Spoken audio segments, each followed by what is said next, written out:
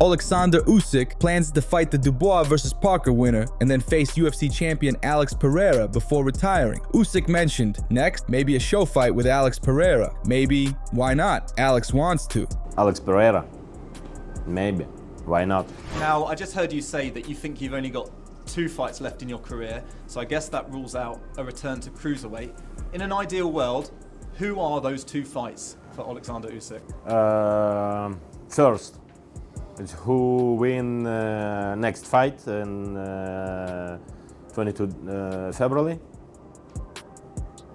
But next maybe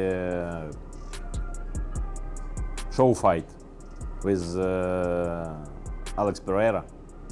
Maybe. Why not? Alex wanna. Do you think Dana White would let this happen? Before we continue, make sure to leave a like on the video to help support the channel. Dana White asked Daniel Cormier if the GFL had called him before he got involved with the Ultimate Fighter 33. Cormier shared, well, ultimately, Dana White asked me on the day of one of the fights, did GFL call you? You would win the fight. Okay, so here's the deal.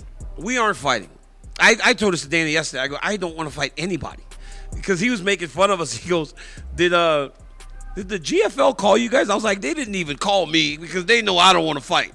And Chael probably turned him down. So like, we're good. But I just have no desire to fight anyone. DC and Chael also defended Sean Strickland amid the backlash after his loss to Dricus Du Plessis at UFC 312. Yeah. People are kind of piling on this guy right now. Yeah, why? Did he do bad? I was proud of his effort. It's kind of crazy how much people are piling on when, sure, he lost. Sometimes you get beat. You know what's crazy? That I get it, that he can be like, I'm this, I'm going to do this, I'm this. Dude, sometimes it just doesn't fucking work. Your intention is to go out there and die, right?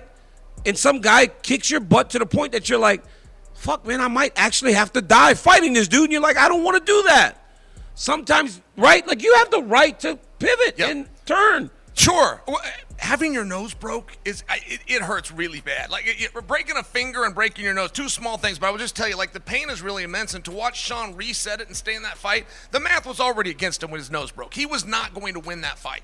He did not have the power. He wasn't going to find the guy. The math was against him, so he can stay out there for another 12 minutes taking an ass whipping because it was honorable, or he could quit. He chose to stay in there and take an ass whipping. Yeah, he did. So where these people keep saying that Sean didn't put out an effort, Daniel, it's not what I saw. It was a fair adjudication. It turns out DDP is better than any of us knew that he was. Turns out he's better under this game of the unified rules than Sean is. You walk away.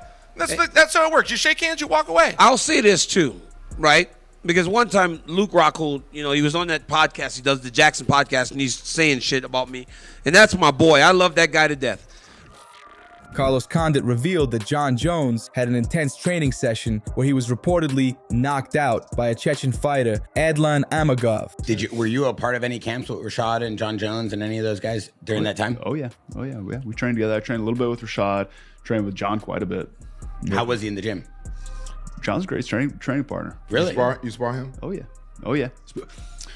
When John was a lot skinnier, before he started to put weight on, before he started to find his power, start sitting down on his punches, I sparred John a lot. And then once he started, sitting down on his punches and finding his power, I stopped doing that. Hey, real talk. Too big. Real talk. Be honest, if you want to say, have you ever seen anybody best John in the gym? I have, yeah. And you're not going to talk about it though. Well, the same guy fucked me up the round right before too. One morning, I think it was like Tuesday morning, like 9 a.m. sparring. We're in there, tipping and tapping. We get this dude. I don't know if you guys have ever heard of Adlan Amagov. Adlan Amagov. Is he a Dagestani nigga? He's a Chechen. Chechen dude, and he fought in the UFC a couple times. I think his last fight, man, they carried his opponent out on the stretcher. Oh wow! But yeah, no, he finished a number of guys. He was like a spinning back kick guy, and he fucked me up. And then I think a round or 2 later, hit John with that spinning back kick. Did he drop him? He dropped him. Oh! Usman Nurmagomedov believes Conor McGregor's obsession with Khabib's family is because he never got a chance to avenge his loss, saying maybe because Khabib kicked his ass. Usman also mentioned that when McGregor's kids grow up, people will remind them of Khabib's victory at UFC 229. When his kids will grow, like when his kids will 18 or 12, people will say, hey, your father was try do some of the crazy stuff, but some guy from mountain, from Dagestan, come to American and kick your father. If you haven't already, please like this video and subscribe. If you don't, you'll miss out on daily MMA news and people will think you're a casual. Colby Covington has expressed interest in joining the WWE in the next couple of years. When is it time to go to the WWE? I would say probably like 2 years. I want to start really working on my in-ring wrestling and, you know, my crowd-pleasing ability in the next year or two. And, you know, maybe I'll go up to Orlando and go to the WWE training center, but I want to really start perfecting my craft in the WWE and the wrestling moves, and hopefully I can make a transition. Gilbert Burns is eyeing 3 Bellator fighters, Patchy Mick, Johnny Eblen, and Patricio Freire, as potential future UFC stars who could challenge top contenders. He highlights Mix and Eblen as being in their prime, capable of exciting matchups, and hopes they sign with the UFC. But that's one guy that I really want to see in the UFC is freaking Patchy Mix. That guy is so good, and I hope they release him because they don't give him a fight. It's 2 guys that I think. So many guys from Bellator, but I would say my 3 favorite guys to be in the UFC now from Bellator is Johnny Eblen. That's the #1. That guy, he could go head to head with Drake. No, he will be champion for sure. But he can go head to head with this guy. No, he will be champion for sure. 100%. How about Hamza too? It's different, you know. Like, man, I think he beats. I think he you beats. Think, I but think. we gotta see. That's one thing I want to see. You know, I think Johnny Eblen beats Hamza and DDP. I think he's a top 5 for sure. I don't know if he's gonna I think he beats DDP. I think he can, but we gotta see, you know, that's one thing. So Johnny Eblen should be in the UFC. Patchy Mix 100% should be in the UFC, and I think Patricio Pitbull, you know, I don't know if he's gonna make that run now, but I want to see Pitbull in the UFC. Those are my 3 guys outside of the UFC with the whole Bellator, PFL history. Those 3 guys I want to see so much in the UFC right now, especially Patchy Mix and Johnny Eblen. You know, those guys are on the prime, and I think it'll be a couple great fights.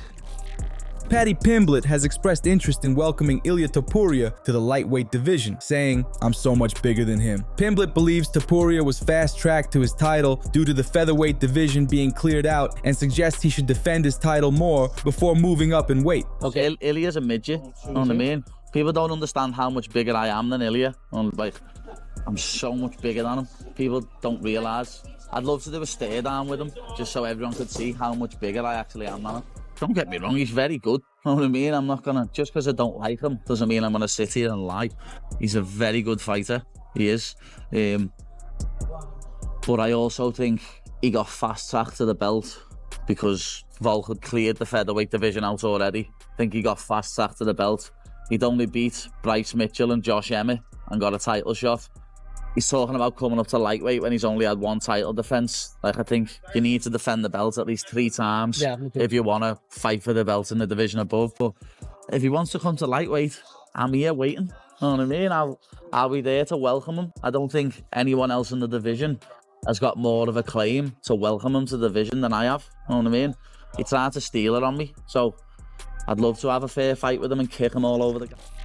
Ilia Topuria has issued a harsh warning to Paddy Pimblett, saying he'll take your fucking head off if they ever meet in the octagon.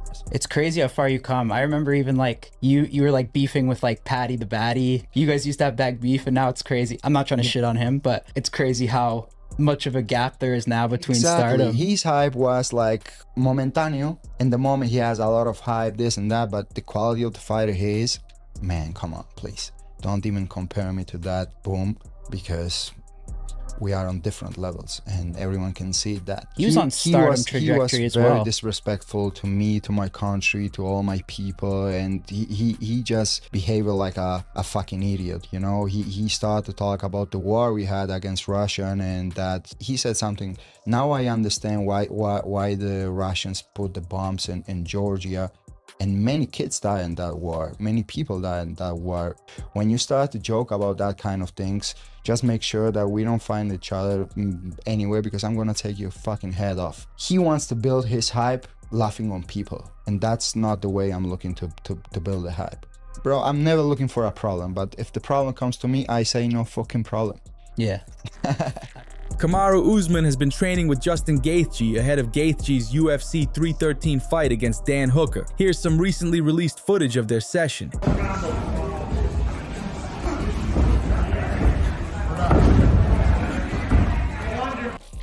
Islam Makhachev is hinting at a special next fight. He said, "There's an offer that we need to sit down with the team and think about because there are options." Rumors suggest he could either defend his title against Ilia Topuria or move up a weight class to challenge Belal Muhammad.